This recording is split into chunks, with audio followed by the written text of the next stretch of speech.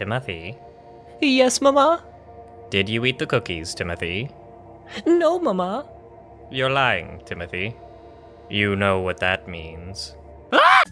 Lying is bad and you should never do it. Being dishonest with someone might just be the worst thing you can do. It's wrong, it's mean, and if you've ever deceived another, you know the eternal darkness that only an outlaw would call his friend. Anyway, here's a bunch of lies I told as a little kid. Big old juicy ones. One time, I was at my grandma Emma's house while my mom was at work. It was getting close to the end of the day, so at any minute, our blue van was about to round the corner and come pick me up. Yes, I can't wait to see Mom. I could hardly contain myself, so I asked my grandma if I could walk to the end of the block to get a better view of the road. Toddler Tim needed to know the second Mom Tom entered the neighborhood. The latest info, thank you. I need reliable updates or we're not gonna make our quarterly targets and I won't get to keep pretending this is a business. So, Grandma Emma said yes, and I headed to the end of the block. She trusted me to go alone. We were tight like that. So off I went, around the corner, past the neighbor's cactuses, and waited. And waited. Well, I've been here for a good 20, 30 seconds. I better get back to business. Just gonna turn around and, oh no, my clumsy little toddler feet, I'm going down! Mayday!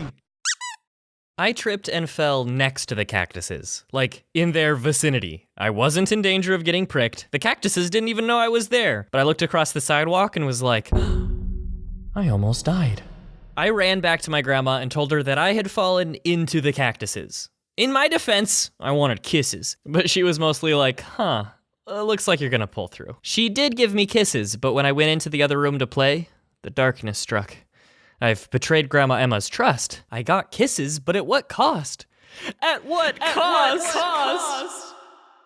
I've genuinely held on to the guilt from that lie since I was a kid. And kids lie because they haven't been taught more skillful ways to get what they want. I could have just told Grandma I fell and it made me sad, please give me kisses, thank you. But I wanted to look tough. This other time, I had gotten my first bike, and I was pretty excited about it. Even when we weren't home, that's all I could talk about. Can't wait to get home and ride my bike. I taped a radio to my bike so I can listen to tunes when I'm riding my bike. One day, I'll get good enough to take the training wheels off my bike. Yep, love my bike.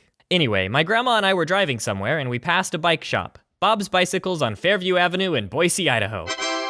You know the one. And without thinking, I said, that's where we got my bike.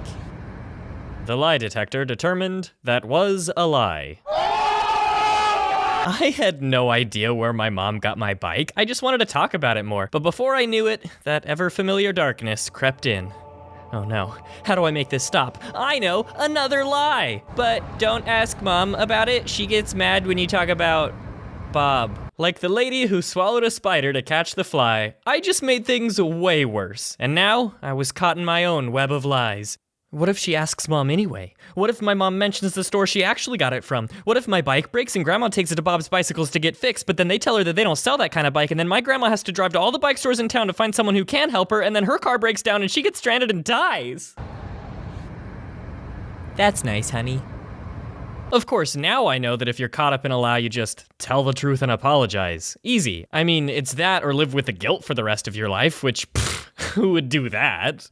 Me! The dumbest lie I ever told was in elementary school. I had just gotten a personal data assistant, which was like a smartphone before smartphones were a thing. And let me tell you, that was the only PDA I was gonna get for a while. Wordplay. It had a calculator and a calendar and an address book. It was one of the really cheap ones because a third grader only has so much money. I don't even think it had games, but I loved it because I'm a nerd and it was basically a computer in your pocket. It was neat. But none of the other kids appreciated how cool it was. So, I lied about what it could do. I was like, beep boop, I just ordered a plane ticket. Yep, I got important business to do. You should be so impressed. I'm booking a hotel right now. And one girl was like, no, you're not. She thought I was pretty cool. Later that day, it fell out of my desk. And when I was scooting my chair in, I crushed it.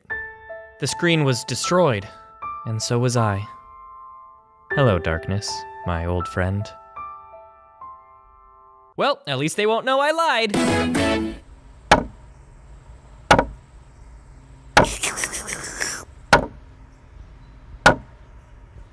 When you're done with that, mow the lawn.